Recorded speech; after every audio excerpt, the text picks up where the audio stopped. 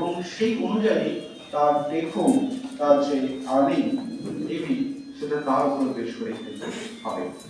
ফলে আমাদের প্রত্যেককে এই ব্যাপারে মাইন্ডফুল হওয়া দরকার যে আমার মধ্যে যে স্কিলসটা আছে সেটাকে যদি আমরা আরো আপস্কিল না করতে পারি, আমার যোগ্যতাকে আমার ক্যাপাসিটিকে যদি আরো বাড়িয়ে না নিতে পারি, তাহলে সময় এগিয়ে যাবে আর আমরা থেমে থাকবো।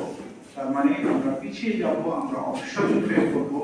আমরা যে যে যে জায়গায় সিভিলাইজেশন পৌঁছাবে আমরা সেখানে অপ্রাসঙ্গিক হয়ে পড়বো, অপ্রাসঙ্গিক হয়ে পড়বো।